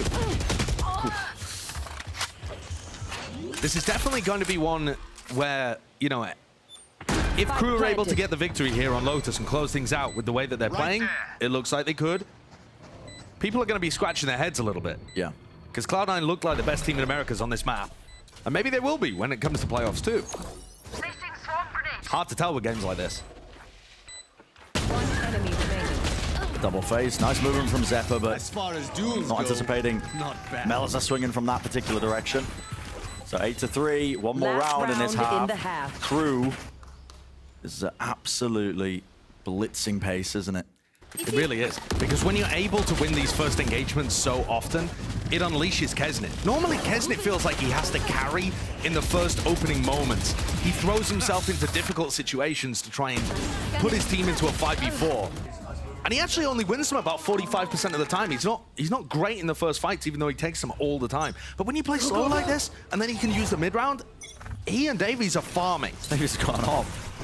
Watching for the C push here, but there's going to be this brawl occurring towards Ruins in the smokes. This way, that way! No way! He got two! Ridiculous! Lined them up. Pure luck. Flip of a coin. And it's a huge advantage. He goes in there and dominates the smoke very early on. And look, Crew don't use those 2 picks to try and explode into a different area of the map. They know that there was another player around here, and they're going to make sure to clear out Jake first. Jake has got so much to do in this position, but you know, when his first fight gets taken, there's going to be 2 more players behind it, just like that. Trailblazer, the double face, the double swing, Kesnit. I mean, kill after kill. Snakebite though, drop down, that's going to be, what was that, the Viper's Pit, just to try and push them away here. Rooney commits that one, but look at his positioning. I mean, he's given up already because he knows that they're trying to take the B side. This pit will be falling, and 40 seconds still left in this. High tide, blocking. That vision, Cove. Still holding the smokes though. Ensuring that nobody pushes through it. Get themselves into that post plant. One enemy remaining. At this point, Crew slam dunk set up for that 9-3. Zelsis would have to pull off a miracle, not happening in the slightest. Domination from Crew. The first half here, setting themselves Switching up. sides. That potential map 1 win. A spectacular start to this match from Crew. Everything they tried went well, and Cloud9 could not get a read on what was going on. No. They were sending it into smokes, going for pushes. It definitely felt whimsical from Cloud9, but in a way where they got their wrists smacked every time they went for something. Yeah, really, Crew just doing an amazing job of punishing all of that. But first half is going to be wrapped up here for Lotus. I mean, MCE. Laughing earlier, feeling the frustrations now, but we've got Valen down at the telestrator as well to break down a specific play. Thank you so much, Brennan Sideshow. I wanted to break down round 5 from Cloud9. Let's start off by looking at the mini-map here. They have a perfect setup. They have a deep turret at B, so they know if they have any B control, and Zelsis can play towards the stairs to cover the lurk here. They have a deep 5-stack in A, not showing any numbers, so for Crew, it looks like an empty bomb site. All they see is this alarm bot. So when you go into the round, my bad. When you go into the round here, you see that Crew decides to go into A, and Kesnit dies on the entry very fast here. So it's actually very good mid-rounding from Crew to pivot back into B. I actually like this call from them, but the proactive Cloud9 is already on the rotate back into B. And you see that it's Zelsis and Jake here, because they're trying to control ceiling to drop this Killjoy out in a second. So here that you think that Crew has B, they seem comfortable in the post plant, but that's when Zelsis comes into C-Link and decides to drop this Killjoy right here, pushing them out of B. And I think it's another great mid-round call from Crew to decide to pivot into C here. But what we see from Cloud9 is that they're already on the rotate to C, and because they're so fast with the Neon and all the rotations, they're here to flood. So Crew thinks that they're in an open C site, they flash, they know one, but the whole entire Cloud9 team, besides Rooney's here, Davies has to trade his ult, but the trades come out and Leaf and Zeppa have a phenomenal round at stairs, so they get all the trades. And Davies is trying to do his best here. He gets multiple kills, but Zeppa's just too good with the stinger. So it kind of shows how Cloud9 pulls out all these thrifty rounds. They have a 40% thrifty rate, and it's because they're so good with the stingers. Comes down to a 1v1, but Nags just couldn't close it out. And yeah, I mean, Cloud9's looking like a phenomenal team on the thrifties, but they need to pick up the gun rounds because right now they're down 9-3. Very uncharacteristic from them, but they're doing pretty good in the thrifties still. And it's because of Zeppa and Leaf on the stingers. But yeah, let's go back to Brennan Sideshow. Thank you so much. Thank you, Valen. Yeah, I mean, highlighting that, a lot of the strengths of Cloud9 really did showcase, but yeah, the only rounds that he ended up picking up in that half really off the back of, the pistol and the thrifty wins. It was those gun rounds, as he mentioned, that really need to get picked up here. But we're heading into the second half. Crew on the defensive side, typically, I will, listen, throw a bit of cope out there. Map trends a bit attack-sided if you are a Cloud9 fan. Yeah, a bit. Not usually 9-3. And so this is a difficult task indeed. Leaf, first contact, first fight taken. But it's a battle, a brawl. But backing away here, KRU get chunked down there. A lot of that decay damage. Healed up, I believe, as well there by Klaus. Already making moves. It's a quick, agile adjustment. Trailblazers are now going to be clearing into the C site. They spot, I believe, 3 players, really high value off of that one, and they know that it's going to be cleared out most likely. So site can be taken by Cloud9 now. I love this call from Cloud9. They saw 4 players pushing out B, and then they see 3 in Waterfall. Means they can take C for free. They also hear no killjoy utility. Whereas usually those 4-1 pistol rounds are going to be leaving you KJ. That's a headshot onto Rooney, though. Yeah. Chunked down into the post plant. They're going for Waterfall aggression, really proactive. Actually. They want to fight this. Cove, though, to try and get the entry into the site. That's KRU just layering that one down. How do they want to push through this one? High Tide, interesting. Splits up the site into 2 areas. Jake, he's going to hold this one down. He's going to know he's being pushed and pressured. 2 remain still. Celsius, last one left, last one standing. Finalizes it. So, it's going to be that pistol round game for Cloud9. Maybe the start of something. Bit of momentum that they can get onto their side. Now, they won the pistol in the first half as well. Par for the course. Just got to keep it clean throughout. Yeah. I don't want to see a 9-3 curse here, Brent. Yeah? I don't want to see it. KRU played so well in the first half. Davies and Kesnit were absolute monsters. They've had such a trouble this entire season with closing games out. I don't want to see it again. It can't happen again. And I'm saying that early because of the quality of Cloud9, right? If this was 2 teams that have been at similar levels throughout the split, then obviously KRU is still massively favored. But so far, they have been the better team today. And as Cloud9 takes a mount control, there are 3 players here waiting to collect. Into the back of the site. Heavy amount of bullets there with a right click. Leaf drop down. Davies is there. Shorty up close through the choke point. Flash. It's a good connection. Yet Zeppa. Oh my goodness. Makes a Stinger look like a rifle. Never seen somebody get so many multi-kills of that one. Kesnit going to do his best now to see if he can do any more damage to the economy, but they'll fall. 3 players surviving here for Cloud9. Get the plant money online as well, so leading into it should be a relatively strong bonus. Leaf just keeps getting abused in these entry positions. He's 3 and 14 currently. This is going to knock his stats down significantly. He was sat up at the top of Americas. But even on the entry here, Davies' classic right click, just all of the bullets were magnetized towards Leaf's body and he ended up falling down. And now we see a rifle round. Cloud9 have not won any of these. They won 2 pistols, an anti-eco, and 2 thrifties. They're actually just, investing into this one. So it won't be a traditional bonus, not keeping that economy in check. Fighting it. Skirmish towards Ruins. An exchange of the bullets here as the Viper wall is going to be giving a bit of a pause and a break. However, door opens. Was that Kesnit opening that? Kesnit just ran forward, opened the door, and backed up like, come on, push me. Okay, he's feeling confident. Smoke to split it up, though. Dog's going to be meeting each other's gaze and walking right past each other. Now the Seekers, this is a play. See if they can try and fake that they are trying to hit into that A site. The rest of the team grouped up now, moving forwards through onto the B site. That's Cloud9 taking that space. Evan control's going to be theirs. The plan's going to go down without anything to really push this one back. KRU are giving them a ton of respect. Yeah, perhaps a little too much. Cloud9 are going to be very proactive. And instead of fighting through spawn, they've decided to take this contest at the breakable door. 3 players around here, and Klaus's flash or his Trailblazer would be imperative in this spot, and he doesn't have either. Yeah, they just used the flash to clear through into Ruins, grouped up and sprayed down. Zeppa as well, holding down. Can hear the movement, can hear the evacuation attempt by Nags as he looks to hold on to the gun, but he will not get it. There, gotta go. No one keeping that one. Leaf has really just been the sacrificial lamb this entire damn map. He'll fall. Davies is being set up. Absolute world-class game in terms of the stats, padding it, but round win for Cloud9, leading. And the money broken for KRU, so drop down to the weaker guns here.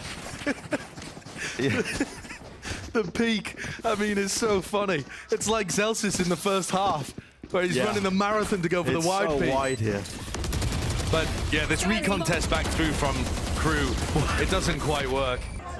Wow, really, Jake? Both teams invested into that round, so it's going to knock KRU down onto a Thrifty. They won a couple in the first half. If you remember, it wasn't just Cloud9. Both teams were going back and forth on it. Mostly off the back of big Sheriff shots from Davies and Kesnet. Neither of which have a Sheriff in their hands at the moment, actually. But they're going for that mound push. Saw this from Cloud9 a couple of times. Yeah, there's nothing to really meet it other than the turret. No bodies to catch this push. Turret at Cloud9 now grouped up towards Ruin. So they rate the turret, anticipating there could be somebody behind it, that they might swing off of it, but no, giving up that space, opting fully now into the site. Leaf's already taken the back of it. And he might be meeting as well the presence met. Sheriff singing there for Melza. Good kill to collect. Spike has to be planted, but a player disadvantage. Evened out now. Really being pushed onto the flank. Rooney will do his best here. Got the backup with the rest of his team as well, watching a lot of those angles. Davies, this is a man unleashed. I mean, a performance from him we haven't seen in quite some time. Melza landing in as well. Now the player disadvantage swings to the other side of things. Cloud9, a proactive play indeed as they're trying to push up through into heaven. He saw them both. Another of them, and yet information granted. A tap onto the spike. Kesnet could have potentially got half of it. Chooses to take the fight anyway. Leaves it to Davies. Wallbang, spam, through, headshot. No stun connecting. 50 health though, and a single bullet that might just be enough. Half onto the fuse. Doesn't know where he is. Lands it anyway. Monstrous by Davies. This kind of game from Davies as he secures a Red Bull clutch and goes up to who knows how many kills in the match. This kind of performance from Davies is the kind where it gets to the end of the season and they're thinking about a team reboot and he's locked his spot into the roster. 25 and 10. Seriously, this is like a breakthrough performance. Unbelievable kind of stuff. He is locked in. And he's looked good when they've run him before. Obviously, he's been a pretty core part of this team in terms of, you know, how he's been able to reinforce the squad that's previously just been Kesnet basically fragging. He's had some great moments earlier on in the season, but definitely as KRU are struggling down here, looking down the barrel of going winless. Having performances like this is going to help your confidence heading into LCQ, and any thoughts about retooling in the off-season. Going to put your name at the forefront. Shining light. Looking forward into the future, but the double re-swing there from Cloud9 as they re-clear out this B area. There's 4 people here. Yeah, focusing on the here and now. Making sure that they clear out that space. Lockdown is close. It's going to be swarming over towards the B site. Not too much to be used to try and clear this one. That's Kesnet making the most of it. Dash was active as well, so he was able to just play that lockdown. That little bit extra. The time paying off with that first kill. Spike, though, still going to get planted, so post-plant now for Cloud9. And it's a fight on multiple fronts here. You can see that there's that flank attempt. Rooney as the door's rotating around, just trying to take the fight towards the main area. Another lockdown in play, Klaus! Oh my goodness. All that proactivity by Cloud9. They'd love to just refight for some of that space. But just bit them in the back. You can see fighting close, forwards, trying to fight it all together. As a collective group, while the spike was stuck, no opportunity for Cloud9 to fight it. These players, where we've seen rough performances from them earlier in the season too, like Klaus, for example, suddenly look like demons. I don't know if this was the weight off their shoulders, maybe the realization that, you know, they're getting towards the end of the season, nothing to lose. Or the momentum of the fact that they're ahead against one of the top 2 teams in Americas, but yeah, whatever it is, these players are fired up today. They've come to play. Timeout forced out of Cloud9, second one. You know, it's so interesting, actually. MCE is going to have an opportunity to talk to his team. There he is on the left. He actually tweeted out some helpful cope for the KRU fans this week in the run-up to their game. Sean was talking about it as well earlier. Yeah, talking about how close KRU have gotten many, many times. They've had 12 maps so far where they've had over 10 rounds. Yeah, it's 12 maps that they played close. Yeah. They've won 2 of them, lost 10. Yeah. And you think about how many they could have converted, but they've been playing teams close. And now they've got 11 rounds here in the first map too, and looking like they should be able to close it out. KRU have definitely been able to take even the top teams close throughout the whole of the season. Just never been able to get it over the line. Here's another Cloud9 Thrifty. What do we think? Well, I'm only seeing 2 stingers, so that's like, what, the equivalent of 2 rifles. Yeah. And I'm seeing... Zelsis has a frenzy, that's the equivalent of everyone else's stinger. Yeah, and then 2 sheriffs, which I Those think... are like ops. Those are like ops usually in the hands of Rooney and Jake, so it's a full buy technically. It's a full buy for Cloud9. Smoke's used, propped up, trying to push back. Force the utility out of Cloud9 so they can't just take that A main for free, but drop the smoke here. That's a very, very narrow angle. Kesnet doesn't land the shot. All that space taken. Paranoia pushing him all the way through. Klaus might have to be the difference maker. And he does indeed find his kill. It's Leaf unleashing it now. Ultimate in his hands. But Davies is still there responding. It's crazy. The spike is in the hands of Rooney. They have control of some portion of the site, but they are surrounded. Running low. Now that ult's going to be fading. I love this discipline by Crew, just waiting it out, knowing that it's going to be fading any minute now, and just as I say that, it does. Stinger in his hands. Leaf feels like he needs to take risks. Davey watching.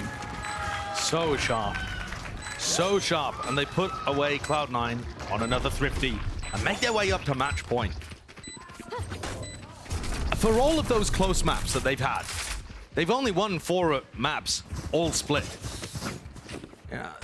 It felt like at some point during the season, Crew were always going to bring teams to 3. That didn't really happen towards the end. But this would be a major one. Just for the mental. Amazing one to end your split on. Just give you that hope as well. Now 1 step away from taking map 1 against Cloud9. At times, this team have looked like some of the best in Americas. Now on that back foot, maybe you can argue, you know, some subconscious element heading into this series, thinking, well, we'll have a bit of a laugh of it. Doesn't really matter too much for the playoffs, but they're fired up. You can feel it in the player cams as well. Forward, a position taken by Leaf. He's able to capitalize. It feels like one of the few times he's gotten a first kill. It's a rare moment. Flash. Denying a bit of that space as well, so nobody can push through the rotating door. It's a game of timings, really. Op angle. Held so nobody can swing. Alarm bot spots it. Very far back positions being played by the Cloud9 players here. Zeppa looking to try and help out. Right behind the cascade. Smoke's dropped down. It is a gamble. It comes down to a bit of spam jumping forwards. Cleaned up, cleared out. Kesnet, last one left. Has to save with the operator. And so that's the first chance for Crew to be able to secure a map that's fallen through their fingers, but many, many more still to go. Yeah, lots of chances. They still have another 5 chances to put Cloud9 away. This is only Cloud9's second gun round win of the entire map. I mean, that's... Yeah, okay. It's been ludicrous. And if you think about the season for Cloud9, we were just talking a lot about how Crew, they haven't won that many maps, but they've kept a lot of them close. Cloud9 have been the opposite. They've been blowing teams out, and they've barely lost any maps. They've lost 3 maps this entire split. 1 to NRG, and 2 to Loud when they lost that game. And both of those were weeks ago. And both of those are the other top 2 teams. You know, that's 2 of the top 3 in Americas. This is against the team right at the bottom. Go, go, go. Couldn't be more different.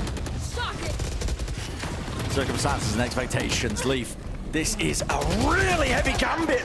He's taking this fight. I mean, he's pushing through. He's not supported with the flash, but his team, they do capitalize. They do back him up.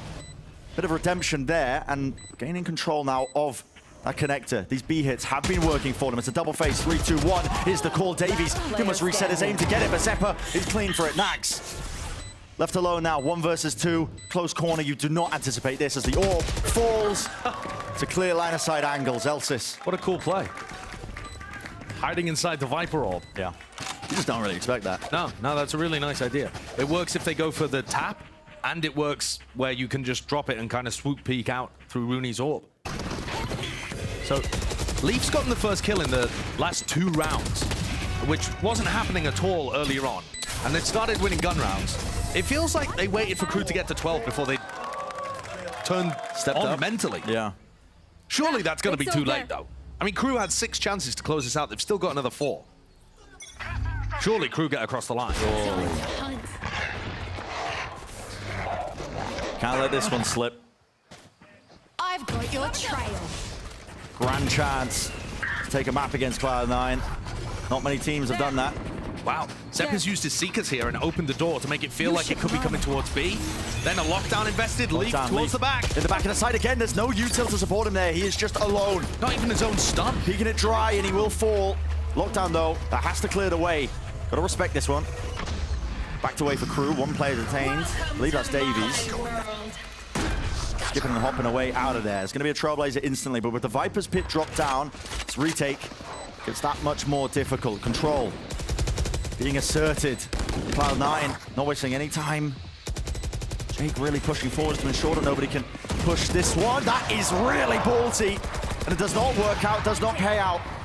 Zeppedo still containing. It's being that next layer to it. 2 kills found. It's a 2-on-2 though. Oh, the Nano Swarm. Yep, and the pit's still up. The Nano Swarms are active. I feel like this is just winnable, even with the kills that they gave away. Rooney falls, and so does the pit, but yeah, time ticking. Spike dropping, Zelsis. Pretty far into the corner. And so, the number of opportunities for KRU to close this one out. It's going down. It drops by 1, Josh. And it's now halved. They had 6 chances to put Cloud9 away, now only 3. Silver lining, Cloud9 used a lot of ultimates there. 1 enemy remaining. But unfortunately, KRU are now dropped down onto a Thrifty, and that's going to allow more time for Cloud9 to generate the Seekers back up. The one player on KRU that might not mind this too much is Davies. He's heading towards our kill record in Americas, which is at 33. Insane! Well, oh, well, not for this round. You've cursed it. Not for this round. Absolutely cursed it. Injection of pace. Spike dropped down, someone else can plan it. Not my job, says Rooney. Big flank happening here. Gained all the ground, and this flank is going to be really important. Moving forwards, there's an alarm bot to meet it. It's up to Zelsis. It's activated, so he now knows that they're going to be pushing this one, but he is alone. He needs help from his team. There's a snake bite. Util used. Flick of the wrist. The reaction dropped to 1 HP. Single shot. Healing in this moment, at this time. Okay. And okay, Kesnet reaches back into it. Got the knives online. Dropping it. Rifle picked up. The other rifle's down in tree, though. And this is upgrades abound. Door now rotating. Starts to really turn up the heat. Jake was opening himself up to the angle. The dash.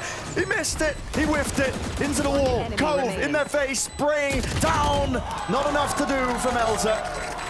Cloud9 was a little bit shaky, a little bit rocky. 2 chances. Are we seeing this? From 6 down to 2. And a timeout tactical taken by KRU. Oh, no. It really does feel like Cloud9 only started playing at their full strength once KRU got up to 12, which it's ridiculous to say. But the coordination, the entrying. I'm winning the gun rounds, really. I mean, look at this. This is like night and day compared to how Leaf was playing at the beginning. And yet, winning those gun rounds is the result of all of that. And this is going to get chalked down as another one of those close maps, right? We were talking about the fact that close maps where both teams are in double-digit round score, this should never have gotten to this point. KRU have such a problem closing out. They're 2-12. This will be the 13th close map that they've played throughout the split. It's got to be 3-12. I mean, they've lost 3 out of Josh. They've 13. Lost 10 maps within 3 rounds. They have lost. Yeah. That's within, when it gets into that 3-round territory, that gap, you know, we're approaching that at a rapid rate. I mean, we're already there. We're already there. And so, yeah, question laid out here for KRU. And they battle against the statistics that we've been gathering. This team has not looked good at closing out some of these maps. 2 chances now, Cloud9. They have the tools to do it. There's only Seekers available for Cloud9. And Zepp has been very good at calling mid-rounds based off the information that they get on those. This looks like the round might be decided in the first 10 seconds at B. It's a brawl. It's a brawl to be taken. Stacked up with the players. Trailblazer spots it out. What's going to occur? Flash deep round the side leaf. He falls again. So many first steps. The wider swing, the wider fight taken. Cloud9 looking to salvage it. Zeppa. Oh my goodness. Earning the paycheck with that one. They win the brawl. Shaky, difficult, but the trading ended up being there despite Kesnit taking Leaf out at the beginning. Now Davies with 28 kills, the player who has been so fantastic for KRU on this map, has an opportunity to win a 1v2 and close things out. But my God, is it going to be hard. Oh, he's got so much to do. He's miles away. It's going to take a good 10 seconds off the clock that he otherwise would have had to play. And Cloud9, they'd love to do this. There's a flash up towards heaven. They clear it out towards stairs. And you know they're going to have that discipline. It's going to take magic. Alarm bot. Alarm bot behind just in case he gets pushed. Time running out. He doesn't know where they are. And yeah, crossing the angle. Wide. Has to do it. Timer's running low. It's collected. And it's now come down to this, Josh. One round. Like us, but One last chance.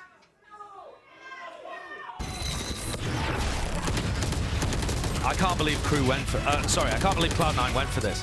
When the Trailblazer died immediately, I thought they were just going to bail. I thought they were like, all right, our KRU are stacked up here. We won't challenge it. No, they choose to fight that one fully.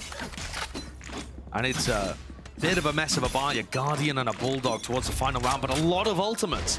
And they're going for the same thing again. All over the place. They want to try and fight it again. Surely not.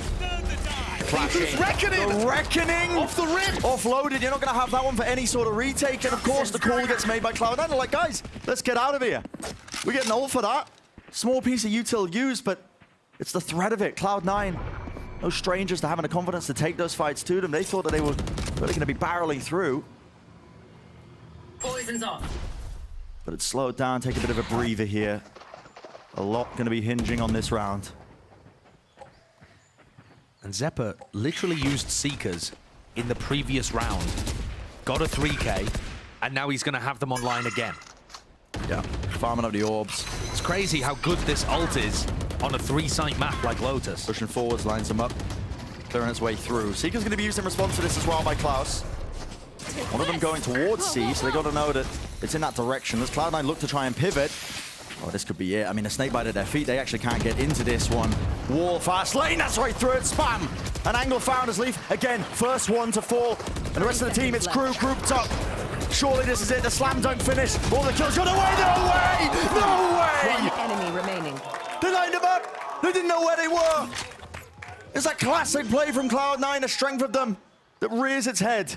Playing off of each other, the trading is immaculate. Lockdown earn, round the side, it's up to Davies. He's been immaculate. But immaculate doesn't win it against that. The double face, bringing it to OT. Switching sides. That's 6 chances squandered, 6 rounds in a row lost to take this game into overtime.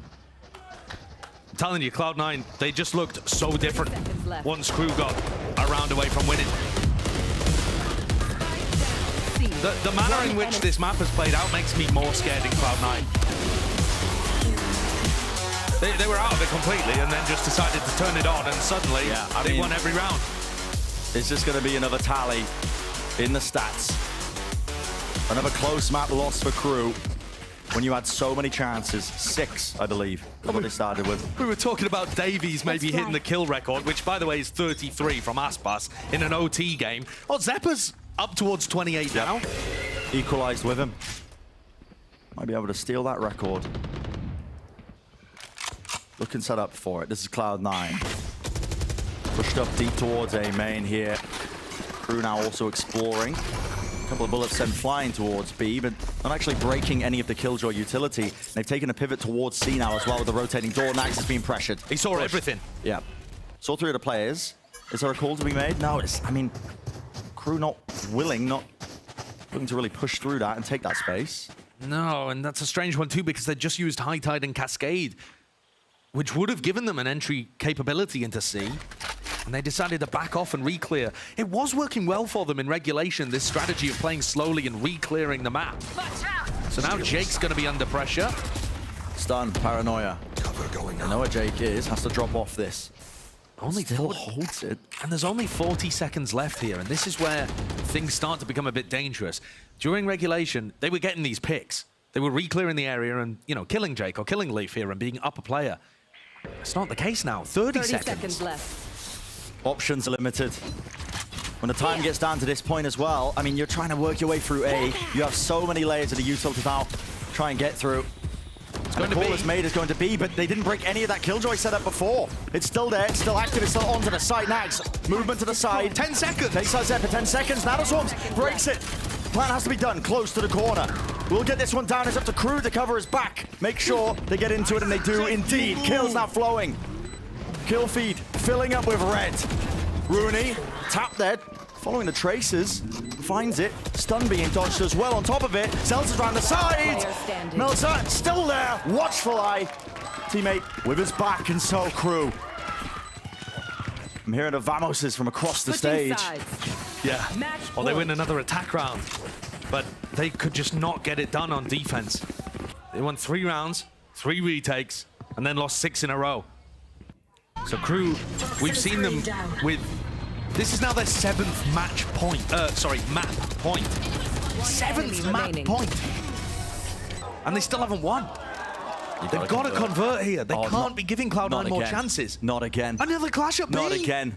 Another brawl. Flash connects. Counter flash swinging. Why are you doing your knife out, Klaus? What's going on there? It's fallen to pieces. Leaf, of course, he claims it's 2. He wants a 3rd. Tap, tap, into the pit. It's Jake who finds it. Huge player advantage. And at this point, Cloud9, you can slow it down. Don't have to fight off of that. You can wait for this Viper Wall to go down, as it does. Nags is given a timing. An off angle now. Had to be massive. But again, left up to Davies. And I feel for him. He had a 1v2. He had a 1v3. And now he's got a 1v4. And he's always just the last player alive. Crew have gone into desperation territory with their defense, where they're just trying to push and leave Davies anchoring one of the sites on his own. And it just leaves him in these unwinnable spots. He was on such a heater at the beginning of this map, and they've done nothing to empower him. Yeah, I mean, it's such a help his gamble. whole hand. It's such a gamble. Straight to the body of Zelsis there. Yeah, I mean, he's just trying to bait a couple of shots here. But look at Cloud9. I mean, they're not going to give anything away here. It's a high-low setup. One player takes contact. They're going to be swinging from multiple directions. And so another round of OT, Josh. Switching sides. The 7th map point that Crew have let slip away. On the bright side, Davies getting close to that kill record. Buys a bit more time. What is going on there in that moment? It feels like the teams are just deciding, guys, let's settle this with a coin flip. Yeah. With this kind of gambit, this kind of gamble as well, just fighting so heavily for this. But did they tell Klaus that there was going to be a knife fight in B? I don't know. I mean... Is it because he dogged to lead in? He had his knife out to get close onto the angle, dogged, and then as soon as he's out of it, he just wide swung. And thought that his gun would be coming out first. Yeah. Yeah, very possible. I think that's what happened, but... Yeah, it's when it gets to this situation, the heat's turned up, you can feel the opportunity slipping away to try and close out a map like this. Mistakes start to be created. Cloud9 are doing the same defensive play again, but this time they catch Nags. It's a dry walk. Yep. And they know that Crew have been re-clearing A. Crew have been going for it every time. They don't react into Rooney on C. They have always tended to go back to A and re-clear. All right, this time, changing things up a little bit.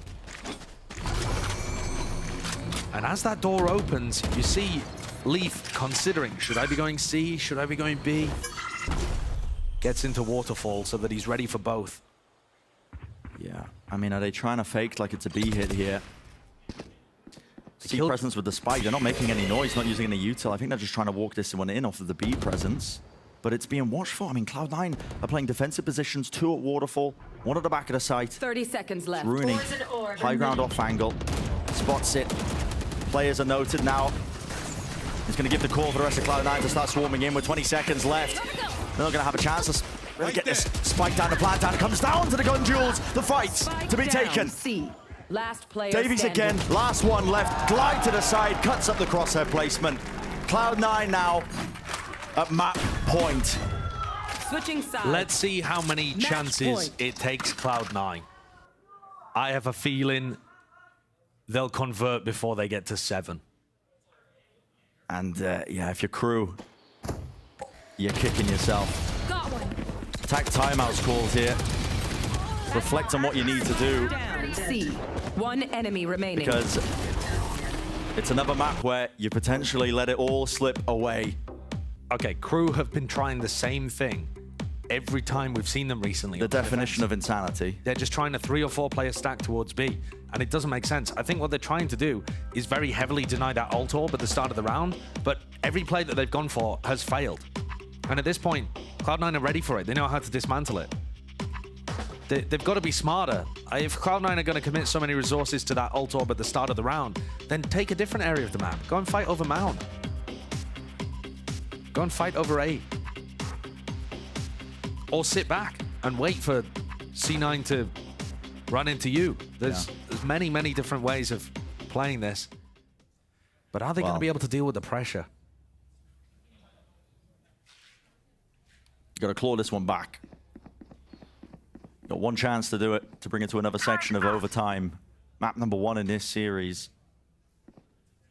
So many chances that they've let slip by now, and Cloud9 with that fire lit underneath them. Felt like as soon as it got onto that map point, it all started to come together. The gun rounds starting to find their mark. And here we go.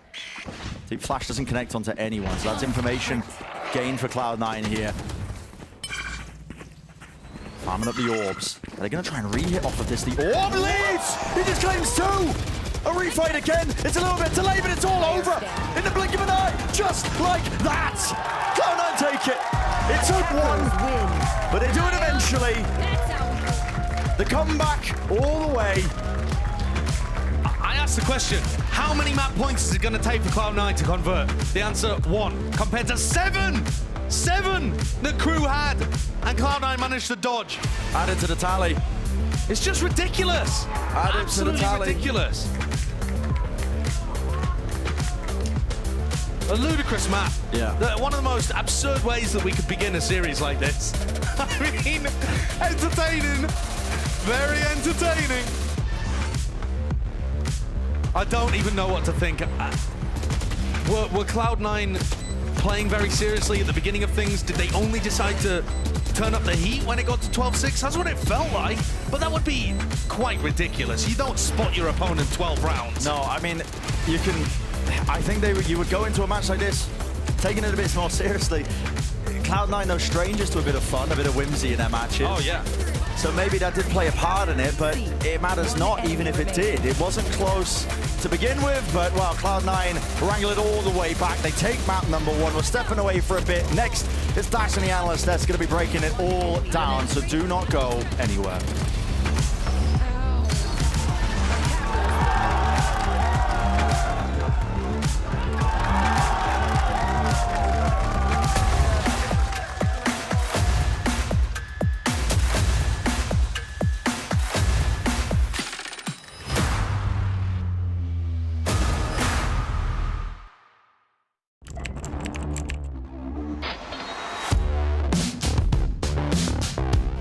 What is this from EA?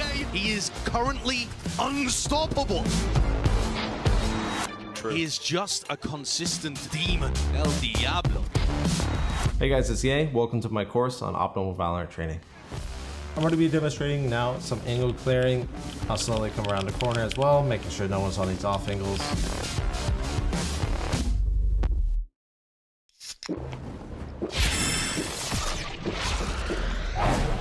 Red Bull gives you wings.